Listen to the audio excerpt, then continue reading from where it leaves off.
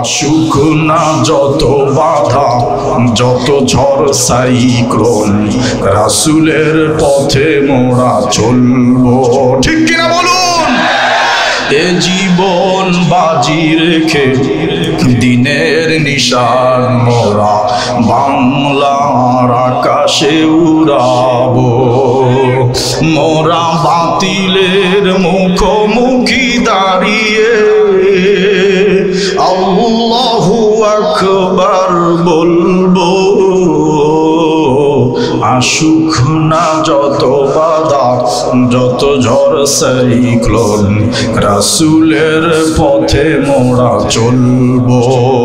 এ জীবন বাজি রেখে দিনের নিশান মোরা বাংলার আকাশে উড়াবো। ওরে বন্ধু, গোটা জাজিরাতুল আরব কাফের মুশরিকদের পক্ষ থেকে ওমর যদি আল্লাহর নবীকে মারার জন্য রওনা করে, আর 41 জন মুসলমানদের মধ্যে যদি একজন সিংহ শাবক হযরতে আলী এই বক্তব্য দিতে পারে, আজকে আমাদেরও বক্তব্য হলো আমার বাংলাদেশে এখন মুসলমানের 41 জনের 41,000 নাই, 18 কোটি এই মুসলমানের দেশে, এই 200 কোটি পৃথিবীর মুসলমানের দেশে আল্লাহর রাসূলকে আঘাত করা, রাসূলের চরিত্র নিয়ে কটূক্তি করা, ইসলাম বিদ্বেষী বক্তব্য দিলে আমরাও হযরতে আলীর ভূমিকা নিয়ে ওই বেঈমানদের বিরুদ্ধে লড়াই করব। কথা বলেন ঠিক কিনা? হাত তুলে বলুন ঠিক কিনা? ওরে বন্ধু, ওই আলী রাদিয়াল্লাহু তাআলা আনহু তরুণ। ওরে বন্ধু, আমার মূল বিষয়টা বোঝানোর উদ্দেশ্য হলো এই, হযরত ওমর কিন্তু ওই কোরআনের কাছে আসছে 2 বার। কথা বলেন না কেন? হিদায়াত পাইছে না পায় নাই? ঈমান কমছে না বাড়ছে? আসতে বলেন। ওরে বন্ধু, 2 বার কোরআনের কাছে এসে যদি ওমর ঈমান আনার জন্য পাগল হয়, তাহলে যে আলী 10 বছর বয়সে কোরআনের কাছে আসছে তার ঈমান কম না বেশি?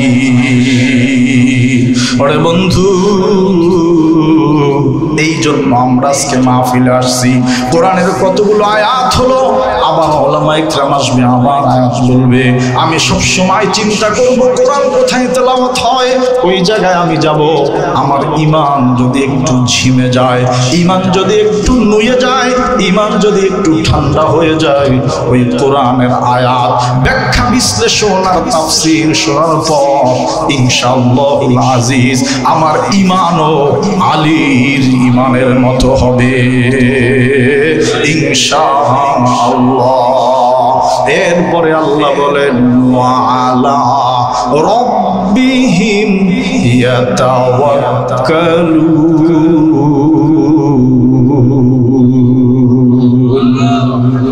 মুমিনের 3 নম্বর গুণ, মুমিন সদা সর্বদা ভরসা করে কার উপরে? হাত তুলে দেখাইতে হবে কার উপরে? লিল্লাহি তাকবীর। আমাদের অন্য কোনো কিছুর উপরে ভরসা নাই। কথা বলেন না কেন? মুমিন সদা সর্বদা আল্লাহর উপরে ভরসা করে। যার ভরসা আল্লাহর উপরে, পৃথিবীর কোনো পরাশক্তি, পৃথিবীর কোনো ক্ষমতাধারী লোক ওই মুমিনের মাথাকে কখনো নিচু করতে পারে না। কথা বলেন ঠিক কিনা? আরে বন্ধু, আজকে আমার ভরসা হয়ে গেছে দুনিয়ার উপর, উপকরণের উপর। আমার আজকে ভরসা হয়ে গেছে দুনিয়ার কোনো নেতা নেত্রীর উপর।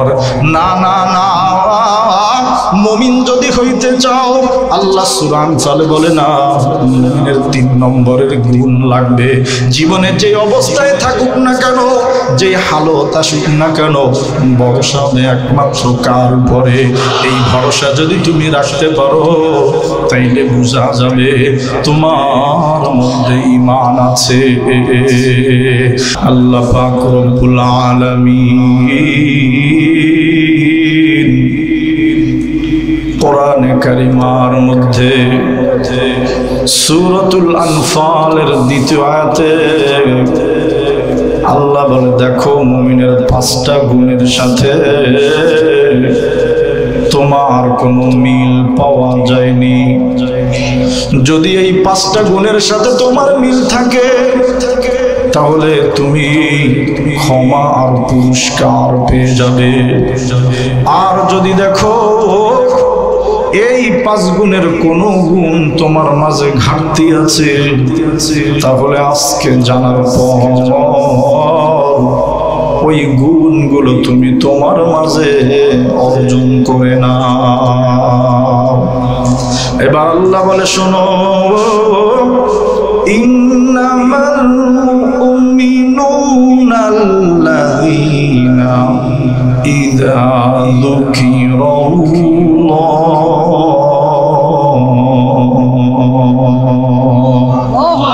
ওয়াজিলাত কুলুবুহুম। আল্লাহ ডাক দিয়া বলে শোনো, মুমিনদের 1 নম্বরের একটা গুণ হলো ইন্নামাল মুমিনুনা আল্লাযীনা ইযা যুকিরাল্লাহ। মুমিনদের সামনে যখন আল্লাহর আলোচনা হয়, মুমিনদের সামনে যখন আল্লাহর গুণগান গাওয়া হয়, মুমিনদের সামনে যখন আল্লাহকে স্মরণ করা হয়, মুমিনদের সামনে যখন আল্লাহর জিকির করা হয়, ওয়াজিলাত কুলুবুহুম, তখন মুমিনদের অন্তর বিগলিত আমার নরম হয়ে যায়। ওরে বন্ধু, হুজুর জিকির কি শুধু আল্লাহ আল্লাহ সুবহানাল্লাহ আলহামদুলিল্লাহ নাম জিকির না? সমস্ত মুফাসসির এবং মুহাদ্দিসিনা কেরাম একমত, জিকির মানেই হলো আল্লাহর স্মরণ। তুমি যেখানে যে অবস্থায় থাকো না কেন, আল্লাহর স্মরণ যদি তোমার জেহেনের মধ্যে থাকে, আল্লাহর স্মরণ যদি তোমার দিলের মধ্যে থাকে, আল্লাহর স্মরণ যদি তোমার জিহ্বার মধ্যে থাকে, তাইলে এই মুমিন কখনো গরম হইতে পারে না, তার অন্তর নরম হয়ে যায়। ওরে বন্ধু, আল্লাহ বলে আর যদি কোনো মজলিসে আমার জিকির হয়, ওই মজলিসে যখন আল্লাহ আল্লাহ আল্লাহ নামের জিকির হইতে থাকে, তখন 1 শ্রেণীর মানুষ তাদের অন্তরগুলো বিগলিত হয়ে নরম হয়ে যায়। আল্লাহর গুণগান শুনে আর তার চোখ দিয়া পানি বের হয়, আল্লাহর গুণ কীর্তি শুনে আর মনটা নরম হয়ে পুরো 3 হাত বডি আল্লাহর দিকে ঝুঁকে যায়। তুমি যখন কোরআন তেলাওয়াত করো, মুফাসসির বলে কোরআন তেলাওয়াত আল্লাহর জিকির। যখন মুয়াজ্জিন আযান দেয়, কয় আযানও আল্লাহর জিকির। তলিবুল ইলম না মাদ্রাসার ভিতরে হাদিস পড়ে, বিভিন্ন মাসলা মাসাইল পড়ে, মুফাসসির বলে ওগুলো হলো আল্লাহর জিকির। এরপরেও বিশেষ মজলিস হয়, যেই মজলিসগুলোর আমরা নাম দেই হালকায় জিকির, অর্থাৎ জিকিরের হালকা বা মজলিস। কিছু মানুষগুলো একত্র আল্লাহর জিকির করে না। ওরে বন্ধু, আল্লাহ পাক রব্বুল আলামিন কোরআনের মধ্যে বলে, হ্যাঁ যদি সুযোগ পাও আমার জিকিরটা তুমি বাড়ায় দিও। যদি তুমি জিকিরটা বাড়িয়ে দাও, তোমার অন্তর আর কঠোর থাকবে না, তোমার অন্তরটা মাটির মতো নরম হয়ে যাবে। তোমার অন্তরটা একেবারে নরম হয়ে তোমার চোখ দিয়ে পানি বের হবে। এখন সাধারণ মানুষের একটা প্রশ্ন করে, হুজুর আপনি বলেছেন আমি জিকির করলাম, আমি হাঁটতে চললে আল্লাহকে স্মরণ করলাম, গাড়ি চালাইতে আল্লাহকে স্মরণ করলাম, হুজুর এতে আমার লাভ কি? এখন রাসূল বলে 1 নম্বর লাভ শোনো, তুমি যদি একা একা আল্লাহর জিকির করে মনটারে নরম করো, তুমি যখন একা একা গোপনে আল্লাহকে স্মরণ করবা, আল্লাহ তোমাকে একা একা স্মরণ করবে। তুমি যখন কোনো ভরা মজলিসে আল্লাহর গুণগান আর তার কীর্তি আর তার মর্সিয়া গাইবে। যখন তার হামদার ছানা পড়বে, আল্লাহর রাসূল বলে তুমি যদি এই জিকির, এই স্মরণ, এই গুণগান কোন মজলিসে গাও, আমার আল্লাহ পাক রব্বুল আলামিন তোমার এই মজলিসের চেয়ে দামি মজলিসে তোমাকে স্মরণ করবে। ওরে বন্ধু, আমরা এখানে যত মানুষ আছি, কিছুক্ষণ আগে 3 বার আমরা জিকির করলাম। এটাই মজলিস।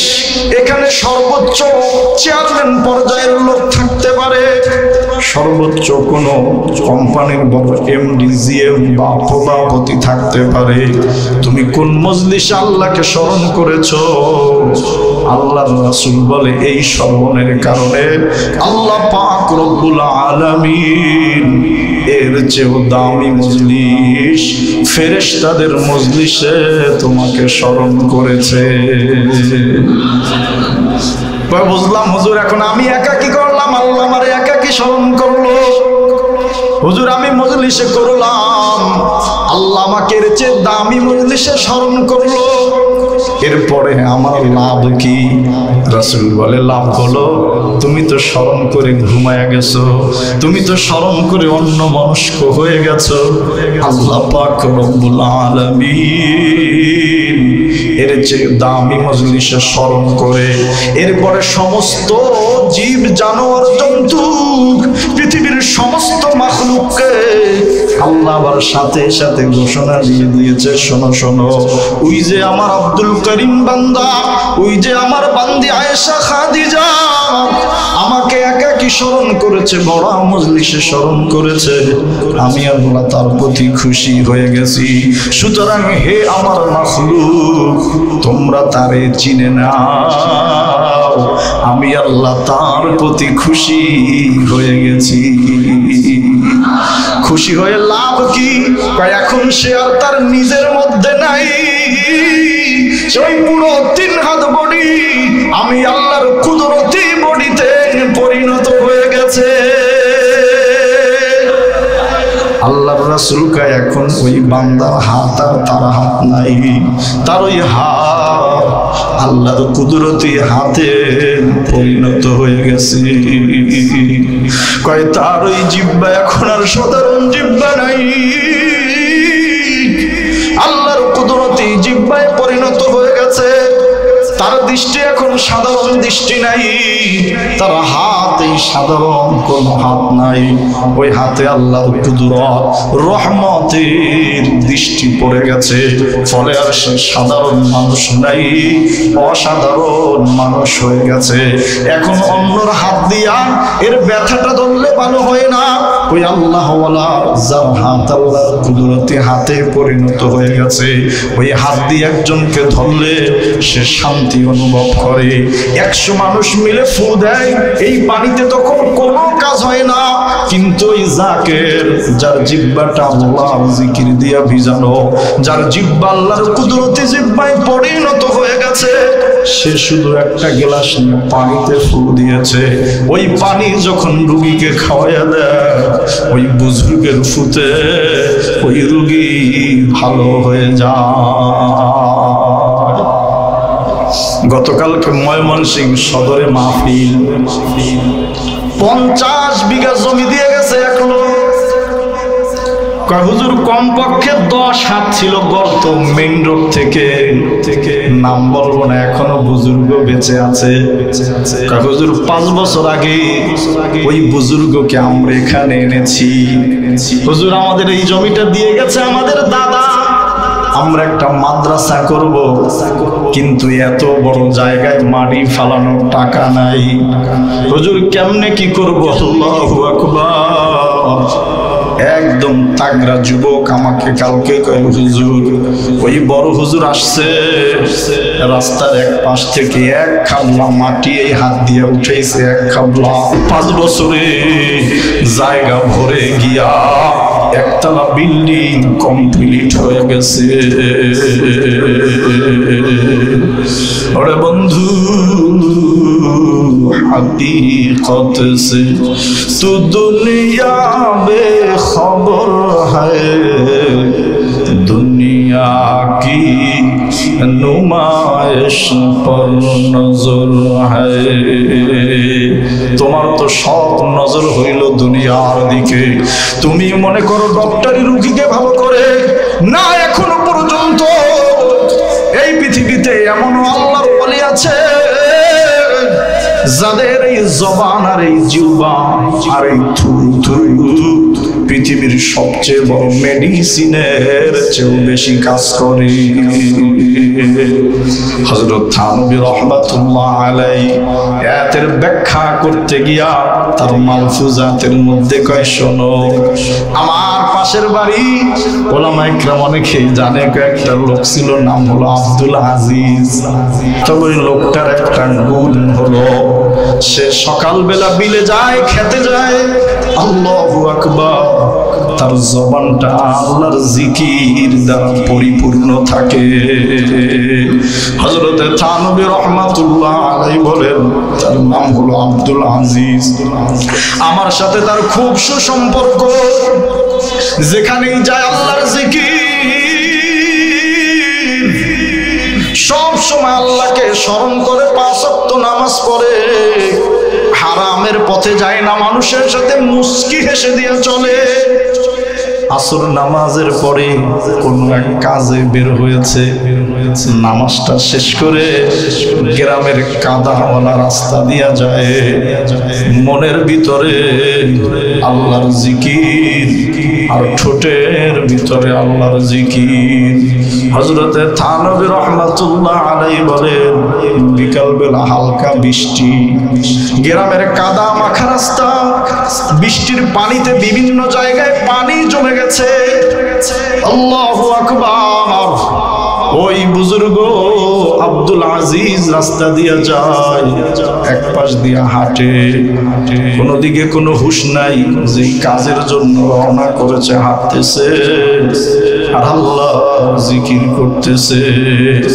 অপর দিক থেকে প্রেমিক আর প্রেমিকা আসতেছে স্বামী আর স্ত্রী আসতেছে আল্লাহর ওলি বুজুর্গ মানুষ রাস্তার মধ্যে জমে থাকে একটু পানির ভিতরে হঠাৎ পাড়া পড়ে গেছে সেখান থেকে কিছু পানি ছিটকে গিয়া ওই যে প্রেমিকা ওই মেয়েটার গায়ে লেগে গেছে তার কাপড়ে লেগে গেছে হযরতে থানবী রাহমাতুল্লাহ আলাইহি বলে এই মেয়ের গায়ে মেয়ের এই পোশাকের ভিতরে কাদা লাগার কারণে ওই মেয়েটার আশিক ওই মেয়েটার প্রেমিক ছেলেটা রাগ হয়ে গেছে নাউযুবিল্লাহি মিন যালিক যুবক প্রেমিকারে খুব ভালোবাসে মোহাব্বত করে সে আর সহ্য করতে পারে নাই যুবক মানুষ সব কিছু ভুলে গিয়া মুরব্বির কাছে এসে বলে আমি আমার বান্ধবীর নিয়ে আমি আমার প্রেমিকার নিয়ে ঘুরতে যাই আমার স্ত্রীকে নিয়ে আমি বেড়াতে যাব দেখে চলতে পারো না পায়ের আঘাতে আমার স্ত্রীর গায়ের মধ্যে কাদা লেগে গেছে ওই যুবক রাগার কন্ট্রোল করতে পারে নাই হাত দিয়া মুরব্বির গালে একটা থাপ্পড় দিয়ে দিছে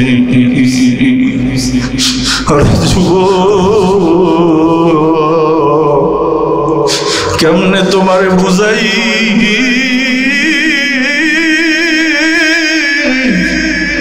মুরব্বি কিং কর্তব্য বিমূঢ় হয়ে গেছে নাতির বয়সী বয়স বাবা মারলা কেন আমি আমার প্রেমিকাকে ভালোবাসি ওর গায়ের কাদা আমার সহ্য হয় না মুরব্বির গায়ে একটা হাত দিয়ে দিছে মুরব্বি চোখের পানি ছেড়ে দিয়ে লজ্জায় অনুশোচনায় সামনের দিকে হাঁটা দিছে কাজ শেষ করে যখন ফিরবে এসে দেখে ওই যুবক রাস্তার মধ্যে পড়ে আছে আর ওই মেয়ে কাঁদতেছে কে আছো আমার স্বামীকে আমার প্রেমিককে একটু বাঁচাও, সে হোঁচট খেয়ে পড়ে গেছে, মনে হয় পা ভেঙে গেছে। মুরব্বী আগে আসছে, যুবক কি ব্যাপার? এবার যুবক ডাক দিয়ে কয়, মুরব্বী আমি আপনার গায়ে হাত দেওয়ার পর আমি কিছুক্ষণ যখন সামনের দিকে চললাম, আমি হোঁচট খেয়ে পড়ে গেছি, মনে হয় আমার পা ভেঙে গেছে, মনে হয় আপনি আমাকে বরদোয়া দিয়েছেন। মুরব্বী চোখের পানি ছেড়ে দিয়া কয়, বাবা ঘটনা যদি তাই হয়ে থাকে তাইলে শুনে নে, তুই যখন তোর প্রেমিকার সাথে তোর মাসুকের সাথে গল্প করতে করতে হারতেছিলি, তখন আমিও আমার প্রেমিকা, আমিও আমার মাসুক আল্লাহর সাথে গল্প করতেছিলাম। তোর প্রেমিকার গায়ে কাদা লাগার কারণে তোর যদি রাগ ওঠে, আমি একজন আল্লাহর আশিক, তুই যে আমার গালে থাপ্পড় দিছ, আমার মাসুকের মনে হয় পছন্দ হয় নাই। আরে বন্ধু, তুই যখন গল্প করতেছিলি আমিও আমার মাসুকের সাথে গল্প করতেছিলাম। যুবক ঘটনা যদি তাই হয়, তুই তার ভালোবাসায়, আমি তোর বাবার বয়সী দাদার বয়সী সব কিছু ভুলে গিয়া আমার গায়ে যদি আঘাত করলি, তাইলে মনে হয় আমার মাসুকেরও আমার গায়ের আঘাত সহ্য হয় নাই, ইনডাইরেক্টলি তোর গায়ে আঘাত করে দিছে। আল্লাহ তুমি দয়ার সাগর, রহমানুর রহিম, তোমার দয়ায় পূর্ণ আমার সারা নিশিদিন। তুমি মিটাও সকল চাওয়া, দুদিন আগে পরে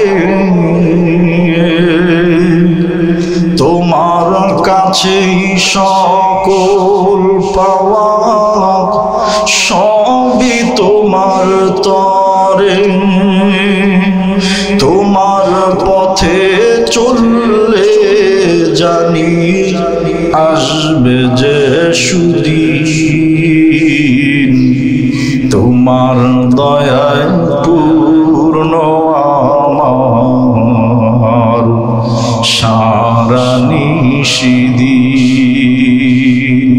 আল্লাহ পাক রব্বুল আলামিন কয়, দেখো এই গুণ তোমার মধ্যে আছে নেই, আজকে থেকে সমালোচনা বাদ দিয়ে দাও। কে আস্তে জিকির করলো, কে জোরে করলো, এই সমালোচনায় তুমি যাবা কেন? তুমি জিকির করলা কিনা, জিকিরে তোমার অন্তর নরম হইল কিনা? আল্লাহর জিকিরের মাধ্যমে তোমার 3.5 হাত বডি তুমি আল্লাহর কুদরতি বডিতে পরিণত করতে পারলে কিনা, সেই চিন্তা তুমি আজকে থেকে করো। যদি করতে পারো তাহলে মুমিনের একটা গুণ তোমার মাঝে অর্জিত হয়ে গেছে। নম্বর 2, আল্লাহ পাক রব্বুল আলামিন বলেন, ওয়া ইযা তুলিয়াত আলাইহিম আয়াতুহু যাদাতুহুম ঈমানা। কয় শোনো শোনো, মুমিনের 2 নম্বর গুণ হলো, কোন মুমিন নরনারীর সামনে যখন আল্লাহর কোরআনের আয়াতটা তেলাওয়াত হবে, তখন ওই আল্লাহর কোরআন তেলাওয়াত শুনে তার ঈমান কমবে না, তার ঈমান বেড়ে যাবে। যদি শাব্দিক ব্যাখ্যা ধরেন আপনি, কোনো ব্যাখ্যা লাগবে না, কোনো তাফসির, কোনো বিশ্লেষণ নাই। এই মাদ্রাসার একটা ছোট্ট ছেলেকে আমি এই জায়গায় দাঁড় করে দিব, ওই 1 ঘন্টা কোনো তরজমা করবে না, শুধু মুমিনদের মমিনের সামনে দাঁড়িয়ে এই জায়গায় আল্লাহ কোরআন তেলাওয়াত করবে। আল্লাহ কোরআনে কারিমার মধ্যে বলেন, এই শুধু কোরআন তেলাওয়াত শুনে সমস্ত ইমানদারের ঈমানগুলো বেড়ে যাবে। আজ এক শ্রেণী আমাদের দেশে কয় না, কোরআন না বুঝে পড়লে কোনো সওয়াব নাই। কথা বলেন না কেন? এই বেঈমান, এই চোরের দলেরা, তোরা কি কোরআন হাদিস পড়ো নাই? আল্লাহ বলে, ওয়াইদা তুলিয়াত আলাইহিম আয়াতুহু, ওলামা ইকরাম যারা আছে তারা বুঝে এখানে মাজহুলের সিগা, কেউ তেলাওয়াত করবে না, তেলাওয়াত করা হবে, শুধু তেলাওয়াত করা হবে। এই জায়গায় কোনো বয়স নাই, ব্যাখ্যা নাই, কোনো বিশ্লেষণ নাই, শুধু আল্লাহর কোরআনটা এখানে তেলাওয়াত হবে। আর মুমিনরা শুধু চক্ষুটা বন্ধ করে আল্লাহর কোরআন তেলাওয়াত শুনবে। আল্লাহ ডাক দিয়ে বলে, জাদাতহুম ঈমানা, শুধু এই কোরআন তেলাওয়াতের কারণে মুমিনদের ঈমান বাড়তে থাকবে। আর যদি এই কোরআনের ব্যাখ্যা বিশ্লেষণ হয়, তাইলে যার মধ্যে ঈমান নাই ওর ঈমানও জ্বলে উঠবে। কথা বলেন ঠিক কিনা? তুই বেঈমান, তুই বুঝো নাই, তুই শিক্ষিত মূর্খ। কথা বলেন না কেন? কিন্তু ইহুদি, নাসারা, খ্রিস্টান, ইসলাম বিদ্বেষীগুলো ঠিকই বুঝছে। এই জন্য ওরা 1450 বছর আগে মানুষকে এই কোরআন শুনতে বাধা দিয়েছে। ওই বাধা আজও পর্যন্ত যারা চালু রেখেছে। কথা বলেন ঠিক কিনা? কোন জায়গায় কোনো বাধা নাই, যত বাধা ছিল বিগত 50 বছর, সমস্ত বাধা হলো কোরআন তাফসিরে। কথা বলেন না কেন? সমস্ত বাধা হলো বড় বড় মাহফিলে। ওলামা ইকরামের কণ্ঠকে স্তব্ধ করে দাও, ওলামা ইকরাম যেন কোরআনের কথাগুলো বলতে না পারে। কারণ ওরা বিচার বিশ্লেষণ করে গবেষণা করে দেখেছে এই কোরআনের এমন একটা পাওয়ার আছে, কোনো ব্যাখ্যা লাগে না, বিশ্লেষণ লাগে না, শুধু আল্লাহর কোরআন তেলাওয়াত হয় আর ঈমানদারের ঈমান শুধু বাড়ে। কথা বলেন ঠিক কিনা? ওরে বন্ধু, আল্লাহ পাক রব্বুল আলামিন কয় না, ওরা এইভাবে কোরআনের আওয়াজকে বন্ধ করে দিতে চেয়েছিল, কোরআনের আলো আর নূরকে এই পৃথিবীর মধ্যে উজ্জ্বল হতে ওরা দেয় নাই।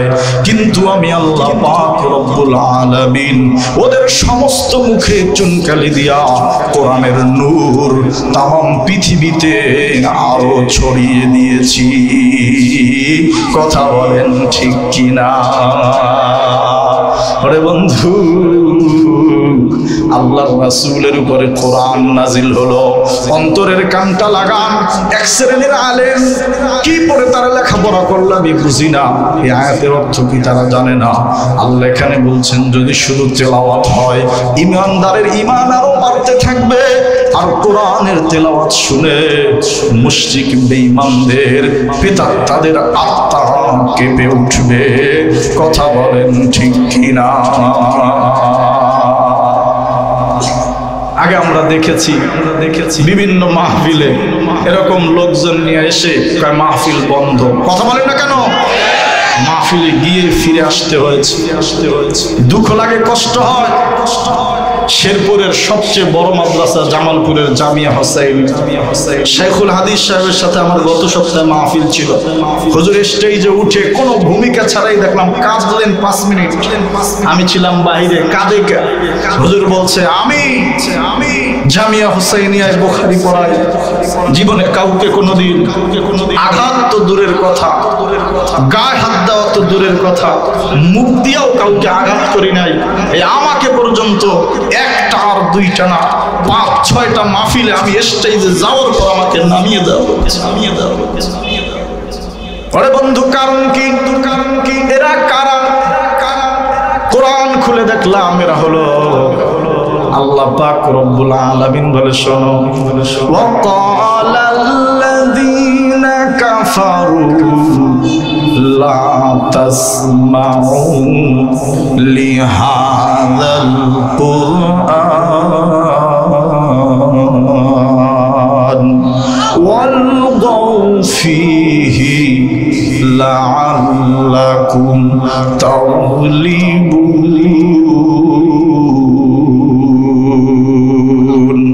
ওরে বন্ধু,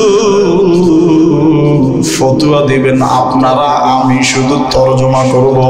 আল্লাহ বলে শোনো, সর্বপ্রথম যখন কোরআন আমি নাজিল করেছি, আল্লাহর রাসূলের উপরে যখন কোরআন অবতীর্ণ হলো, আল্লাহর নবী যখন মানুষের সামনে গিয়ে কোরআন তেলাওয়াত করলেন আর কোরআনের দাওয়াত দিলেন, তখন এই কোরআনের মজলিস শুনতে যখন মানুষ যাইতো, রাস্তার মোড়ে মোড়ে দাঁড়াইয়া ওয়াকালাল্লাযীনা কাফারু, ওই সকল লোকেরা যারা ছিল কাফের, যারা আখিরাতকে অস্বীকার করত, হাসর নাসর জান্নাত জাহান্নামকে যারা বিশ্বাস করত না, তারা হলো কাফের। আল্লাহ বলে শোনো, ওই রাসূলের যুগে রাস্তার মোড়ে মোড়ে দাঁড়ায়া যারা ছিল কাফের, তারা মানুষদেরকে বলতো লা তাসমাউ লিহাদাল কোরআন, হে লোক সকল, তোমরা এই কোরআন শুনো না। ওয়াল গাউফি, বরং যেখানে কোরআনের মজলিস হয়, যেখানে কোরআনের মাহফিল হয়, ওয়াল গাউফি, ওই জায়গায় তোমরা বিশৃঙ্খলা সৃষ্টি করে দাও। তাইলে বুঝে থাকলে বলুন, 1450 বছর আগে যারা কোরআন শুনতে বাধা দিত, কোরআনের মাহফিলে বিশৃঙ্খলা সৃষ্টি করত, কোরআনের ভাষায় তাদের নাম কি? আস্তে কেন? জোরে বলেন কি? আজ পর্যন্ত এই বাংলার জমিনে মুসলমান নামদারি যত বেঈমান কোরআনের মাহফিলে বাধা দেয়, মানুষকে কোরআন শুনতে নিবৃত করে, আপনারা বলেন তারা কি? জোরে বলেন তারা কি? এই জমিন মুসলমানের জমিন, শাহজালাল শাহপরানের পুণ্যভূমিতে কোন কাফের আর মুশরিকের কথায় আল্লাহর কোরআন প্রচার আর প্রসার বন্ধ হবে না। কথা বলেন ঠিক কিনা? ওরে বন্ধু, আল্লাহ ডাক দিয়া কয় গুণ আসেনি গুণ। যদি কোরআন তেলাওয়াত হয়, মুমিনদের ঈমান আরো বেড়ে যায়। সুবহানাল্লাহ। এখন আপনারা বলেন, শুধু মুমিনদের ঈমান বাড়ে নাকি কোরআন যদি অমুসলিমদের সামনে পড়া হয় শুধু ঈমান বাড়ে না, অমুসলিমরা মুসলমান হওয়ার জন্য অস্থির হয়ে যায়? আল্লাহর রাসূলের উপরে কোরআন অবতীর্ণ হলো, নবীজির সিস্টেম অনুযায়ী নবীর বাড়ির সামনে বারান্দায় দাঁড়ায়া রাত্র যখন গভীর হয়ে যেত, আল্লাহর রাসূল কোরআন তেলাওয়াত করত। আল্লাহু আকবার। জান যিনি কোরআন নাজিল করলেন, আল্লাহ যার উপরে নাজিল হলো, সে যখন তেলাওয়াত করত, মানুষের এই মায়াবী অন্তর স্থির থাকতে পারে নাই। মুসলমান অমুসলমান যারা ছিল, আল্লাহর রাসূলের মুখে কোরআন শোনার জন্য আরো পাশে জমা হয়ে যাইত। ওরে বন্ধু, নবীজি রাতের আধারে দাঁড়ায়া আল্লাহর কোরআন পড়ে, আর কাফির মুশরিক নরনারীরা, পুরুষ আবার বিদ্যা বনিতারা আল্লাহর কোরআন শুনে আর কয় না, এটা কোনো সাধারণ কোরআন না। যখন কেউ কোরআন শুনে, দুই এক আয়াত পড়ে, এক পৃষ্ঠা শুনে, একটা সূরা শুনে, আল্লাহু আকবার, তারই দ্বীন এবং ইসলামের প্রতি একটা মায়া শুরু হয়ে যায়। এই সংবাদ ছড়িয়ে গেছে গোটা মক্কা নগরীতে। মক্কার বড় লিডার আবু জাহেল, উতবা, সাইবা, যুবকদের নেতা ওমর ইবনে খাত্তাব মিটিং বসে গেছে। কয় কি হইলো? মুহাম্মাদের দল এত ভারী কেন? কয় এমন একটা মন্ত্র পড়ে, নাউজুবিল্লাহ। কয় ওই মন্ত্রের একটা প্রভাব আছে। কয় মন্ত্রটা কি? কয় মন্ত্রটার নাম হলো আল কোরআন। তাইলে একটা কাজ করো, আজকে থেকে আমাদের সিদ্ধান্ত, আজকে থেকে আমাদের এই চূড়ান্ত সিদ্ধান্ত হলো, এই মক্কা নগরীতে যত মানুষ আছে, কোন মানুষ মুহাম্মাদের কাছে গিয়া কোরআন শুনতে পারবে না। নাউজুবিল্লাহ। ওরে বন্ধু, কোরআনের পাওয়ার। আল্লাহ বলে ওয়া ইযা তুলিয়াত আলাইহিম, যদি তাদের পাশে কোরআনটা তেলাওয়াত হয়, যাদাতুহুম ঈমানা, তাহলে তাদের ঈমান বেড়ে যায়, ঈমান আনার জন্য উদ্বুদ্ধ হয়ে যায়। 4 নেতা মিলে সিদ্ধান্ত নিল আজকে থেকে মক্কা নগরীতে কেউ কোরআন শুনতে যাবে না। জায়গায় জায়গায় ঘোষণা দিয়ে দেওয়া হলো, সবাই চুপ। 4 জনের ভিতরে এক নেতা খুব আবেগী, একজন প্রতাপশালী যুবক, কেউ তার সাথে পারে না, তার সাথে লড়াই করার মতো একটা লোক তখন মক্কায় নাই। ওমর ইবনুল খাত্তাব সিদ্ধান্ত দিয়েছে বিকাল বেলা, রাত্র যখন গভীর, মনে মনে কয় আরে দেখি সমস্ত মানুষ মুহাম্মাদের কাছে যায়, সে নাকি কি মন্ত্রগ্রন্থ পড়ে, ওইটা শুনে নাকি তার প্রতি আবেগী হয়ে যায়, আমি গিয়ে একটু দেখি ওই মন্ত্র কেমন। আল্লাহ পাক রব্বুল আলামিন সূরাতুস সাবার মধ্যে কয়, শোন, ইউরিদুনা লিইউতফিউ নূরাল্লাহি বিআফওয়াহিহিম ওয়াল্লাহু মুতিম্মু নূরিহি ওয়ালাউ কারিহাল কাফিরুন। আল্লাহ বলে, শোন, এই দুনিয়ার সমস্ত বেঈমান আর কাফের গুলো আল্লাহর কোরআনের এই নূর, লিইউতফিউ নূরাল্লাহি বিআফওয়াহিহিম, তারা তাদের মুখ দিয়া, মুখের ফুৎকার দিয়া, বক্তব্য দিয়া, ইলেকট্রনিক প্রিন্ট মিডিয়া দিয়া তারা এই কোরআনের আওয়াজকে বন্ধ করে দিতে চাইবে, কিন্তু আল্লাহু মুতিম্মু নূরিহি, আমি আল্লাহ কোরআনের আলো আরো পরিপূর্ণ রূপে জ্বালায়া দিব। এই মাত্র বিকাল বেলা সিদ্ধান্ত, কেউ যাবে না, রাত্র গভীর, একদম রাগান্বিত ওমর সাহসী যুবক আল্লাহ নবীর বাড়ির কাছে গিয়া 100 গজ দূরে দাঁড়ানো, অন্ধকার, কিছু দেখা যায় না। রাসূল গভীর রাতে বারান্দায় দাঁড়ায়া আল্লাহু আকবার বলে কোরআন তেলাওয়াত শুরু করে দিছে। রাসূলের জমানে কোরআনের যে কি মজা,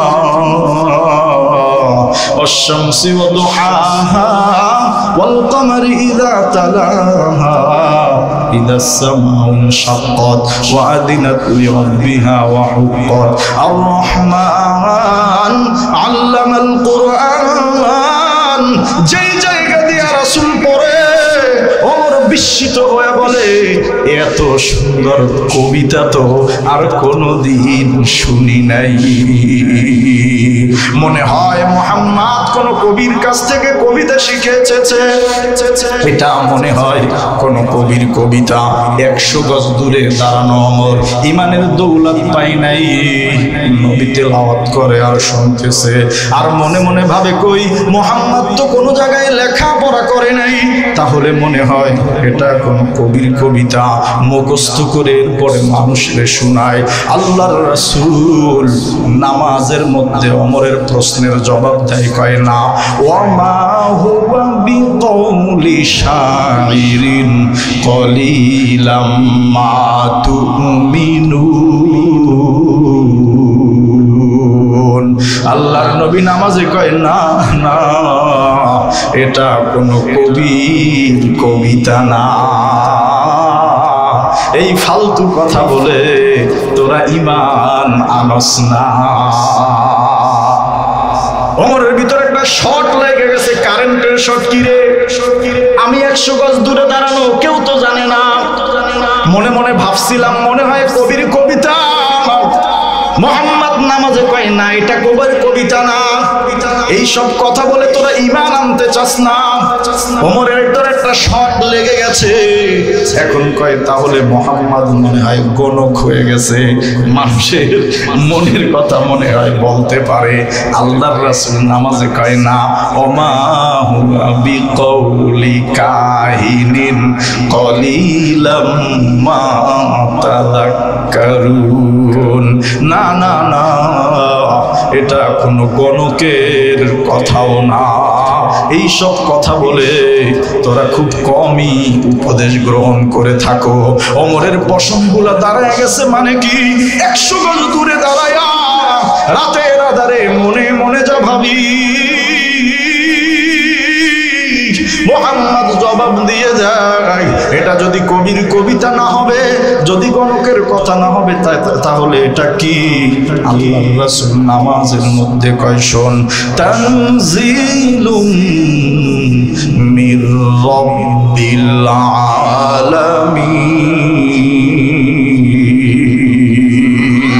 কয় ওমর শুনে নে, এই কোরআন হলো तमाम পৃথিবীর যিনি রব তার পক্ষ থেকে নাজিলকৃত কোরআন। ওমর পেরেশান হয়ে গেছে, চক্ষু দুইটা লাল, পশমগুলা খাড়ায় গেছে। ঘটনা কি? আমার মতন নেতারাও দেখি মুহাম্মদ বশ করে ফেলেছে। আল্লাহু আকবার। না না না, এখন আর তারে ছাড় দেওয়া যাবে না। যদি এখন তারে ছাড় দেই তাইলে গোটা মক্কার নেতৃত্ব চলে যাবে। ওরে বন্ধু, দীর্ঘ ঘটনা, ফর্সা হয়ে গেছে। ওমর রাগান্বিত হয়ে গেছে। এই মুহাম্মাদের কবিতার প্রভাব আমার পর্যন্ত আশ্চর্য করে দিছে। তারে যদি আর সুযোগ দেই তাইলে তো আর আমরা মক্কায় নেতামি করতে পারবো না। যেভাবেই হোক না কেন মানুষকে আর জবান থেকে কোরআন শুনতে দেওয়া যাবে না। তাইলে টার্গেট কি? টার্গেট হলো যেই জবান থেকে কোরআন উচ্চারিত হয় যে কোনো মূল্যে ওই জবানটাকে বন্ধ করে দিতে হবে। চিৎকার মেরে বলুন নাউজুবিল্লাহ। ওরে বন্ধু, আল্লাহর নবীর জবানকে যে বন্ধ করে দিতে চায়, এর চেয়ে বড় জালিম এই পৃথিবীতে আসেনি। কথা বলেন না কেন? তাহলে সিদ্ধান্ত কি? সকাল হয়ে গেছে, রাত্রে ঘুমাই নাই, চক্ষু দুইটা লাল। মক্কার নেতাদেরকে একত্র করে ডাক দিছে, আবু জাহেল, উতবা সাহেবা শোনো, আমি সিদ্ধান্ত নিয়ে নিছি মুসলমানের নবী মুহাম্মদকে আর সুযোগ দেওয়া যাবে না। আমি আজকে রাতের আধারে লুকায়া যেই দৃশ্য দেখেছি আমাকে পর্যন্ত অবাক করে দিয়েছে। তাইলে তো সাধারণ মানুষ আরো অবাক হবেই। তাইলে ওমর সিদ্ধান্ত কি? ওমর মক্কার কাবার সামনে দাঁড়ায়া সবারে কয়, শোনো শোনো, আমি সিদ্ধান্ত নিয়ে ফেলেছি যেই জবান থেকে কোরআন উচ্চারিত হয় ওই জবানটাকে, ওই মুখ আর মাথাটাকে আমি দেহ থেকে আলাদা করে দিব। ওরে বন্ধু, কোন কোন বর্ণনা আসছে মুসলমানের সংখ্যা তখন মাত্র 41 থেকে 43 জন। ও মুসলমান, এক কান দুই কান করে গোটা মক্কায় ছড়ায় গেছে। মক্কার সবচেয়ে সাহসী যুবক, সবচেয়ে প্রতাপশালী যুবক আল্লাহর নবীকে মারার জন্য রওনা করেছে। আল্লাহর রাসূলের দেহ থেকে গর্দানটা উড়ে দিবে। রাসূল সকালের পর হযরতে আরকাম রাদিয়াল্লাহু তাআলা আনহুর বাড়িতে গিয়েছে। ওটা হলো মুসলমানদের প্রথম মাদ্রাসা। দারে আরকামে গিয়া নবী নবমুসলিমদেরকে নিয়ে বসা। ওরে বন্ধু, তরবারিটা হাতে নিয়া সকালবেলা ওমর রওনা করেছে। গোটা মক্কা নগরীতে ফুর্তির আমেজ, কাফের মুশরিকরা খুশি। ওমরকে আর কেউ বাধা দিবে না। সন্ধ্যা হওয়ার আগেই মুহাম্মদকে ওমর মেরে ফেলবে। ওরে বন্ধু, বুঝে থাকলে বলুন, আল্লাহর নবীকে মারার জন্য যে রওনা করেছে তার চেয়ে বড় সন্ত্রাস এই পৃথিবীতে আসেনি, তার চেয়ে বড় খুনি এই পৃথিবীতে আসেনি। ও বন্ধু, বুঝে থাকলে বলুন, কোরআনের পাওয়ার আসেনি।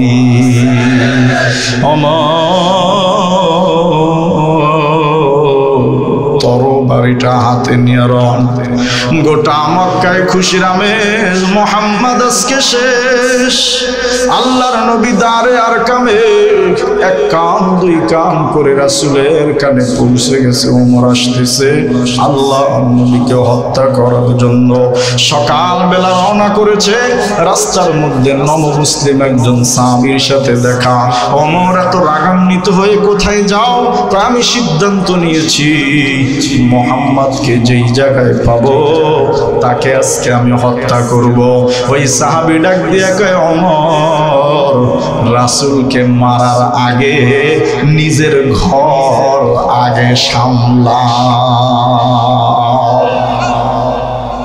কেমন যেন আগুনের মধ্যে আরো পেট্রোল ঢেলে দিল। মানে কি?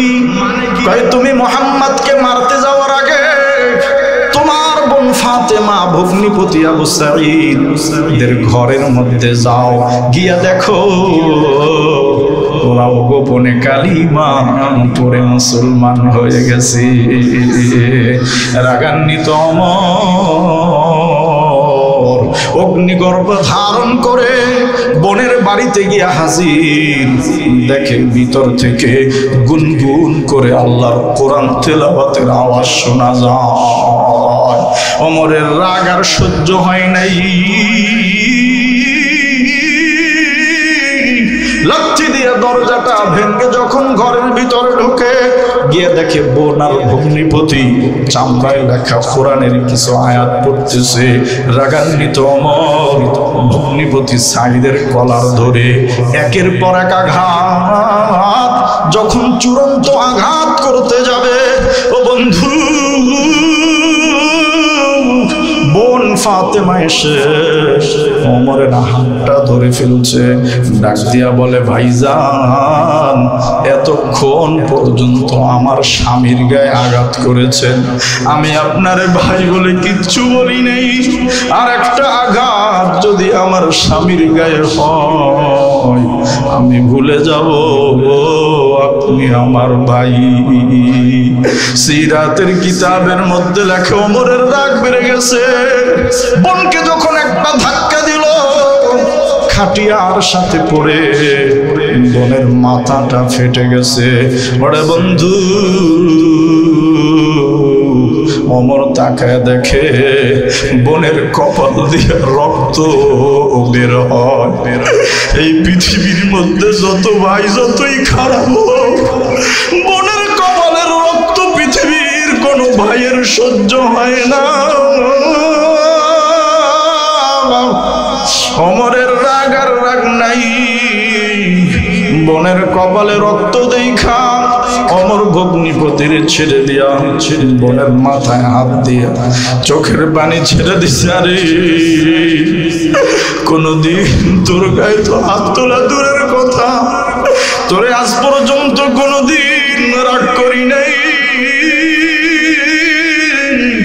আমি ওমরের সামনে কোনো মানুষ দাঁড়াইতে পারে নাই, আজকে তুই আমার হাতটা ধরলি।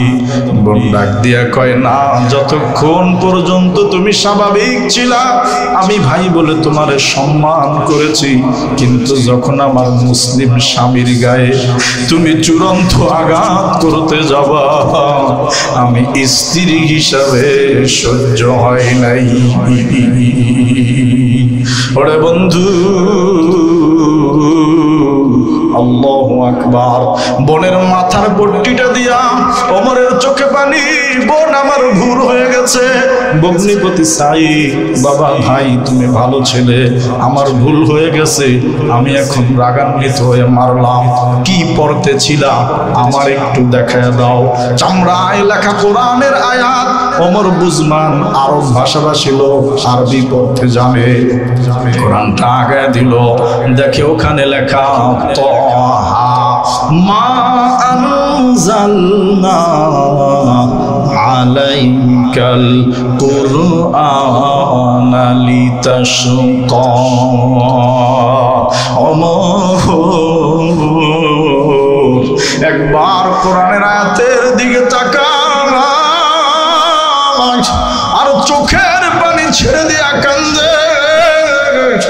তাহা মা আনজালনা আলাইকাল القرآن لتشقى আল্লাহ বলেন আমি এই কোরআন তোমার কাছে এই জন্য নাজিল করি নাই যে তুমি কোরআনের কাছে এসে হতবাগা হয়ে যাবে, বরং আমি এই কোরআন এই জন্য নাজিল করেছি কিতাবুন আনজালনাহু ইলাইকা লিতুখরিজান নাসা মিনাল যুলুমাতি ইলান নূর। আমি এই কোরআন তোমার কাছে এই জন্য নাজিল করেছি যেই কোরআন তোমাকে জমাত বাঁধা পুঞ্জবিত জাহান্নাম থেকে বের করে মিনাল যুলুমাতি ইলান নূর চির সুখের চির আলো জান্নাতের দিকে নিয়ে যাবে। ওমর আরব ভাষাভাষী লোক, আরবি বুঝে। ও বন্ধু, ওমর কেউ ব্যাখ্যা করে নাই, বিশ্লেষণ করে নাই। চোখের সামনে লেখা কোরআনের আয়াত ওমর পড়লো, ওমর কয় আমি তো কোরআনের কাছে গেলে লিতাশকা আমি হতভাগা হব না। আমি যদি কোরআনের কাছে যাই, আমি যে অন্ধকারের মধ্যে ছিলাম এই অন্ধকার থেকে বের হয়ে আমি জান্নাতের ঠিকানা পেয়ে যাব। ওরে বন্ধু, ভগ্নিপতিকে সাথে নিয়া, বোনকে সাথে নিয়া ওমর রওনা করেছে দারে আরকামের দিকে। ও মাদারীপুরের যুবক, অন্তরের কানটা একটু লাগায় নিও, কোরআনের পাওয়ার আছে না নাই? কথা আসতে বলেন কেন, আছে না নাই? কেউ ব্যাখ্যা বিশ্লেষণ করে নাই। ওমরের ভিতরে হিদায়াতের আলো আসতে শুরু করেছে। আল্লাহু আকবার। আল্লাহ বলে ওয়া ইযা তুলিয়াত আলাইহিম আয়াতুহু যাদাতুহুম ঈমানা। কোরআনের আয়াত যখন তেলাওয়াত হয় তখন দিন দিন ঈমান আরো বাড়ে। তাইলে ওমর আজকে মাত্র দুইবার, ওই রাত্রে একবার, এই আর একবার কোরআন তেলাওয়াত শুনছে, ঈমানের দিকে ওমর দম মেরেছে। ওদিকে এক কান দুই কান করে দারে আরকামে পৌঁছে গেছে, যে মক্কার সবচেয়ে পাওয়ারফুল যুবক তরবারি হাতে নিয়ে আল্লাহর রাসূলকে মারার জন্য আসছে। আল্লাহর রাসূলের সঙ্গে তখন মাত্র 41 জন সাহাবী। ওরে বন্ধু, গোটা মক্কা নগরীর কাফের আর মুশরিকগুলো রাসূলের দুশমন। আল্লাহর রাসূল দারে আরকামে বসা, সাহাবীরা চিন্তিত পেরেশান, ইয়া রাসূলুল্লাহ ওমর নাকি আসতেছে আপনাকে আঘাত করার জন্য। আল্লাহর রাসূল চোখের পানি ছেড়ে দিয়া ডাক দিয়ে কয়, ও আমার সাহাবীরা শোনো, আমি রাসূল কাউকে দুনিয়ায় মারতে আসি নাই, কারণ আমি নবী যদি কাউকে মারি কিংবা আমি নবীকে যদি কেউ মারে উভয়ে জাহান্নামী। তামাম পৃথিবীর সমস্ত রাসূলুল্লাহ বিষয়ে একমত। আহলুস সুন্নাত ওয়াল জামাতের বক্তব্য হলো নবীর গায়ে কেউ যদি আঘাত করে সে জাহান্নামী, আর নবীও যদি কাউকে মারে সে জাহান্নামী। আল্লাহর নবী ওমর যদি আসতে চায় আসতে দাও, আমি ওমরকে আঘাত করব না। ওমর তো রাগ, তরবারি হাতে, সাহাবীরা চিন্তিত। ইতিহাস একটু পড়ো, ফেসবুক, ইউটিউব, ইন্টারনেটে সময় দিও না। ওই সময় তাগড়া একদম তারুণ্য যুবক, একদম টকবগে তরুণ হযরত আলী রাদিয়াল্লাহু তাআলা নবীজির সাথে আল্লাহু আকবার ওমরের মোকাবেলা করবে। আরবের কোনো পাহলওয়ান নাই, কোনো যুবক নাই, তরুণ আলী আল্লাহর রাসূলকে লক্ষ্য করে বলে, ইয়া রাসূলুল্লাহ আপনার কাছে ওমর আসতেছে। এক একজন আপনার এক একটা ব্যাখ্যা দেয়, আপনি সবাইকে থামায়া দিচ্ছেন। ইয়া রাসূলুল্লাহ এখানে যত মানুষ উপস্থিত সবার সাথে আপনার সম্পর্ক হলো একটা, আপনি হলেন নবী আর তারা হইল আপনার উম্মত। আর আপনার সাথে আমার সম্পর্ক হলো দুইটা, এক আপনি আমার নবী আমি আপনার উম্মত, আর একটা হলো আপনি আমার বড় চাচাতো ভাই আর আমি আপনার ছোট ভাই। ইয়া রাসূলুল্লাহ, ওমরের যদি উদ্দেশ্য ভালো হয় ভালো কথা, আর যদি উদ্দেশ্য খারাপ হয়, ইয়া রাসূলুল্লাহ আপনাকে আমি কথা দিলাম, ওমর যদি আমার ভাই আমার রাসূলের গায়ে আঘাত করে, আমার রাসূলের গায়ে আঘাত করার আগে ওমরের দেহ থেকে মাথাটা আমি আলাদা করে ফেলবো। আসুক না যত বাধা, যত ঝড় সাইক্লোন, রাসূলের পথে মোরা চলবো। ঠিক কিনা বলুন?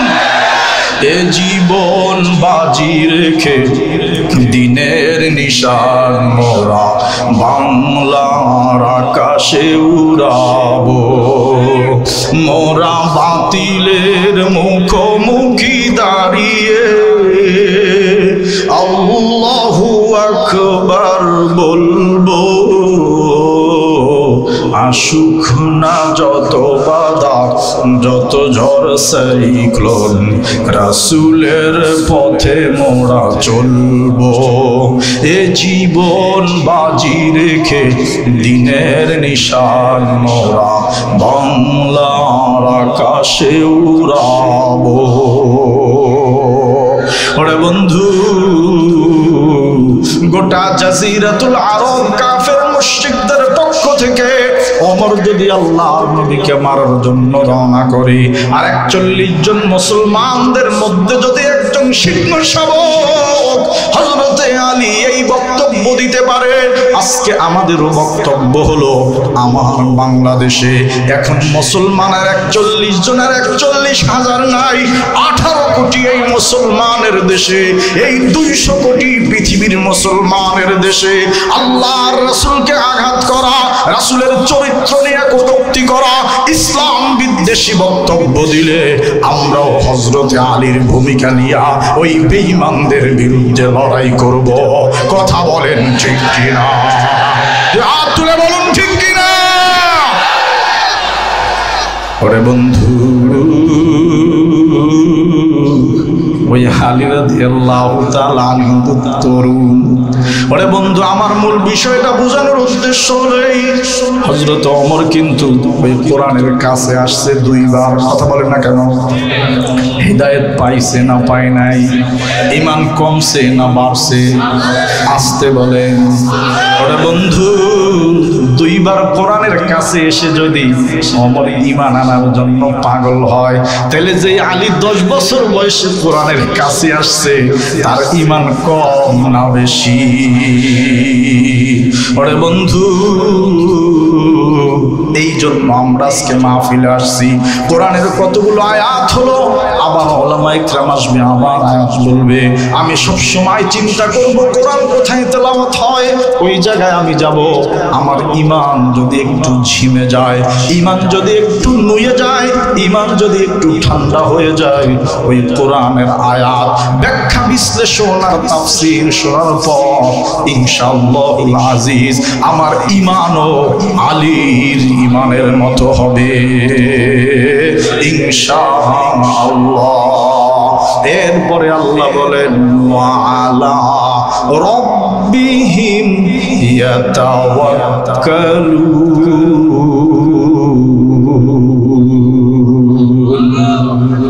মুমিনের 3 নম্বর গুণ, মুমিন সদা সর্বদা ভরসা করে কার উপরে? হাত তুলে দেখাইতে হবে কার উপরে? লিল্লাহি তাকবীর। আমাদের অন্য কোনো কিছুর উপরে ভরসা নাই। কথা বলেন না কেন? মুমিন সদা সর্বদা আল্লাহর উপরে ভরসা করে। যার ভরসা আল্লাহর উপরে পৃথিবীর কোনো পরাশক্তি, পৃথিবীর কোনো ক্ষমতাধারী লোক ওই মুমিনের মাথাকে কখনো নিচু করতে পারে না। কথা বলেন ঠিক কিনা? আরে বন্ধু, আজকে আমার ভরসা হয়ে গেছে দুনিয়ার উপকরণের উপর। আমার আজকে ভরসা হয়ে গেছে দুনিয়ার কোন নেতা নেত্রীর উপর। না না না, মুমিন যদি হইতে চাও, আল্লাহ সূরা আনফালে বলে না, মুমিনের 3 নম্বরের গুণ লাগবে। জীবনে যে অবস্থায় থাকুক না কেন, যে হালত আসুক না কেন, ভরসা একমাত্র কার উপরে? এই ভরসা যদি তুমি রাখতে পারো, তাইলে বোঝা যাবে তোমার মধ্যে ঈমান আছে। আজকে আমার আল্লাহর উপরে ভরসা নাই।